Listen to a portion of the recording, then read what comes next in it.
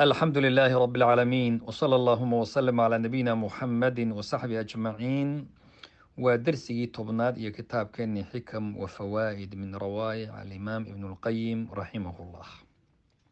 فساد الأفكار شغو كهليا فكرك قفك بن آدمك وحا كرليا إنو فسهاده وحليدا المعارضة بين العقل والنقل هي أصل كل فساد في العالم وهي ضد دعوة الرسل من كل جهة.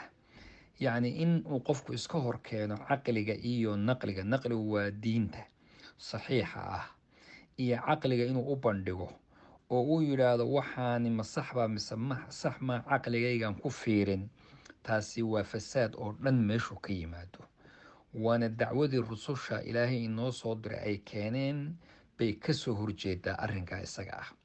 maxaa jira caqligaas fiican baa la yidhaahdaa alcaqlu saxiixu wannaqlu saxiix ma iskhilaafaan.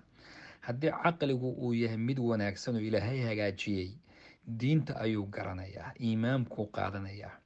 laakiin dadkan aad aragtay ee gaaladii iyo inta xun oo dhan caqligoodaan mid fiican ahayn, bal caqalahum can fahmi diin diinta inay fahmaan waxa ka dabray waa caqligooda fasaadsan weye. sheekhu wuxuu ku sheegay macluumada kitaab la yidhahdo mukhtasar asawaaciq almursala cala aljahmiyati walmucatila. waa mucatiladii jahmiyadu waxaa weeye firaqdii daalada ahayd ee dhunsanaa firqooyin badan oo islaamka soo maray. marka doodii uu la doodayey kitaabkaa laga qoray ayuu ku sheegay macluumadaha. macluumo kale uu sheekhu xusay waxaa weeye iimaanka rusuukhiisa, yani iimaanka oo qofka ilaahay subxaanahu watacaala iimaan weyn uu siiyo. qofka u maleeya buu yihi inuu iimaankiisu ama uu ku qaweysanayo ama inuu qofkaasi ku badbaadayo macsiyada uu ka tago oo keli ah isagoo oon iimaan lahayn, qofkaasi waa qof khaldan weye, waddo saxa ma hayo. marka waa inuu iimaankaagu yahay mid xoogeystay oo qawi uu noqdo, markaasay wax kuu qabanaysaa iska ilaalinta macaasidooda. laakiin meel maran adigoo iimaankaagiiba ka maran waxbaan iska ilaalinayaay iskuu suroobi mayso. wuxuu sheekhu ku sheegay kitaabkiisii ariiqu lhijratayni wa baabu sacaadatayn. waxaa kaluu ka hadlay raximahullah wax la yidhaahdo qalbigu inuu daxalaysto, sadal qalbi. qalbigu daxashu waa waxaan birta, haddii muddo meel biri ay taalo waxaan dul kora oo dhowaan markii la rabo in laga daadiyo laga xoqo, kaasaa qalbiguna sidaasoo kale buu u daxalaystaa. laba arrimood buu qalbigu ku daxalaystaaye ogow.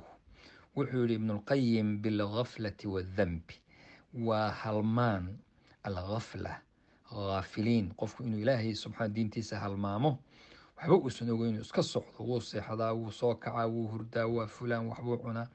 iyo dembiga, labadaasuu qof qalbigu ku daxalaystaa. waxaana daxashaas iyo mirirka ku dhaca qalbiga lagu faydaa laba arrimood, bishay-ayni, bilistikfaari waadikri buuri. istikfaar ilaahay oo la badiyo iyo dikriga allo oo la badiyo ayaa labadaana looga hortagaa oo lagu faydaa. wuxuu sheekhu uga hadlay macluumada kitaabkii alwaabil usayib min alkelimi ayib buu uga hadlay. ayib, ariiqu lwusuul, waxaa kaluu ka hadlay sheekhu macluumo kale uu yidhi shayga aada rabto alwusuulu ila almatluubi mawquufun calaa hajri alcawaa'id wa qaطci alcawaa'iqi waalcalaa'iq.